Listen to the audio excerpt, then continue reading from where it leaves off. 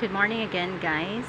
It's 10 minutes before we hit the hour of 5 o'clock or 4 o'clock in the morning, July 21, 2021. So, ayan, I have said a lot of things that at least in the social media, there are a lot of topics being discussed that are actually newsworthy item, but we could hardly, see them in the mainstream media. So we could really see, that our mainstream media facilities has, fell short already, no? Na nakakamiss po yung how ratsada, that's how we call it in Filipino, pakpakpak upak, with how it was done in DWOS FM back then, now the Boom FM with Aling Sonia. Na-attract ako noon sa kanila with their early morning news, no, na ang daming natatakil, complete with commentary by Sir Neil back then and the late Aling Sonia, no? Ang ganda-ganda kung paano nila i-present yung news na sunod-sunod in just a matter of 1 minute. Ang dami na nati-take up, guys, no? Complete with commentaries. So nakakamiss talaga, si Aling Sonia. So we give honor to that radio woman who until death, up to the last day ng buhay niya, ay talagang sa broadcasting natuon at na-dedicate, no? Nakakamiss naman. Thank you, Aling Sonia. And I could not even be at par with her, but I was already called Little Aling Sonia daw that time. And too bad na hindi tayo nakakontinue, but that is the design of the Lord God. So anyway, guys, in this morning, so we give honor naman to the social media practitioners, not only me, that we are also working so hard for this, whether may sweldo or not, no? Whether we are monetized or not. So we need to accept that fact. But again, I have already said this, na meron naman ding mga natitake up at nape-present yung mainstream media, television or radio, and the print ad too, na wala naman din sa aming mga materials, diba? So let's work hand in hand lang siguro talaga. Pero yun lang, ang medyo napapansin lang kasi natin, sometimes napaka-obvious naman yung mga issues, no, and events that are newsworthy talaga, no, newsworthy. Pero ano bang nangyayari? So siguro itutuon ko yung topic ko in that area, that in that theme, na bakit merong mga hindi na-take up. So are we discriminatory in what we need to broadcast, diba? So long as it's not sedating, against the government, na especially to the, again, hindi siya against sa president, no, na wala namang ginagawa yung president to reach that point to be sedating, no. Ang importante, guys, natatakal natin na nagiging news item yung mga importanteng nagaganap in a city, in a municipality, and even in the national level, no, in the whole country. So I just want to remind our radio and television and print ad practitioners and people who are factors to make an end product news, to be available to the public, na meron tayong mga nakakaligtaan people, no, brother and sisters. So anyway, kasi alam nyo, people are dependent in our news, right? Especially that we are a democratic country. If we are in a communist country, guys, ang alam ko, limited talaga yung access ng mga tao to what's going on, no? Yun, kaya nga sinasabing communist country, regulated yung mga galaw nila. They have a less opportunity to exercise in full extent their freedom and free will, no?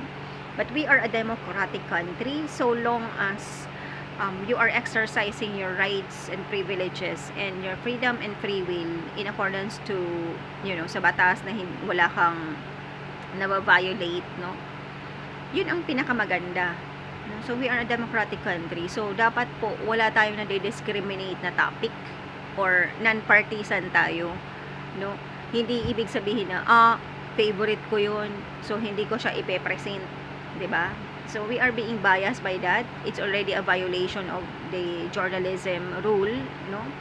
And anti broadcasting code of the Philippines, no? So yun lang, just konting reminder po sa ating mga media brothers and sisters, no? Maging local man or in the national level, na dapat naman hindi rin maging fake news, etc. That's why guys, when I present, diba, some of the items that I present to you, I tell you that it's a hindsight, it's a vision, it's a panaginip, or I heard them, no? So iba rin, no? Iba rin yung pagkaka-present natin na just a point of example, yung mga murder cases, just a point of investigation, no? Points to check on. Kasi classified naman, sinabi ko sa inyong vision yun. Wala naman ako dun sa incident, so hindi naman talaga yung parang pinaka-witness. But if I am the judge, guys, as a matter of opinion, I would still consider this, especially if I could see naman the sincerity of the person. Kasi, of course, it's a total different story if may nagagawa-gawa lang, 'di ba? Example, magaya-gaya lang sa akin na, ay nako father, may nakita ako sa aking pangitain na ganito ganyan. Iba naman 'yun, guys. So you need to be matured enough to be able to discern din kung yung mga kwento-kwento ay totoo, 'di ba? Even if we say that it's a vision, it's a hindsight, it's a foresight, no? It's a panaginip. Pero sa akin, to totally ignore them, guys, it's a big no-no. Diba? Kahit kasi sa accounting, example, or sa auditing, you get as much materials as you can in order for you to use them as a reference, diba? In order to come up with a full investigation and, an end result of analysis that would make you be able to make the necessary steps to address the problem or to solve up the issues or concerns and problems, diba? Kaya sabihin man natin hindi, kasi there was a police there na kasali noon sa Kaikendo na nakausap ko before, na even him could really see, dreams, no? And we know for the fact that by history there were also murder cases na nasolve naman, guys, through dreams, no? Pero hindi naman completely yung mga dreams ibig sabihin ay totoo, no?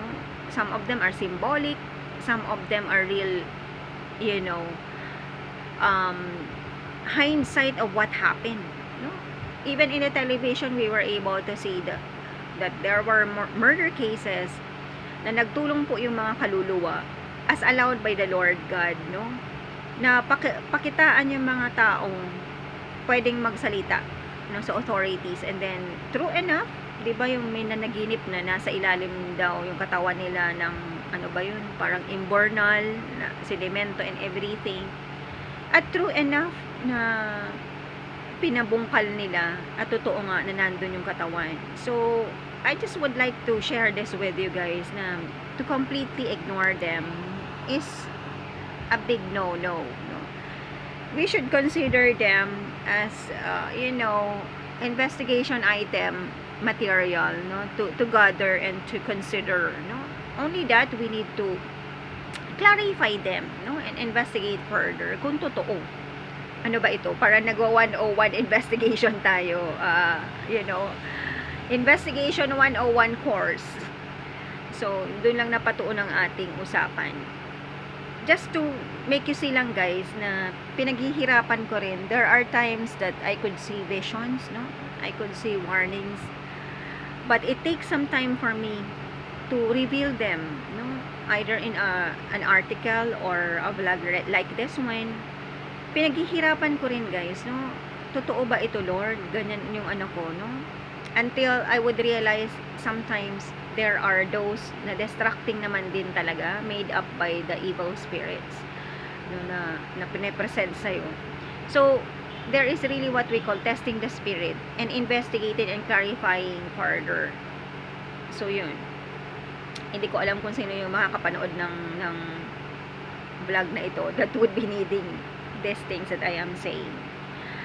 Anyway, meron pong mga messages na pumapasok din sa akin, guys, no?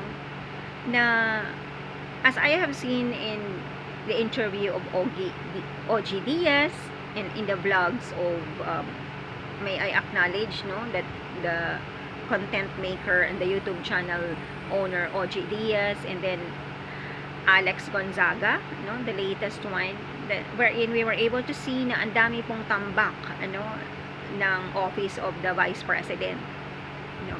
For me, as an auditor, no, with the little knowledge that I know about agency operation, which is the office of the Vice President, we are not entitled, no, to be asking donation. We are not a foundation. We are not a charitable institution.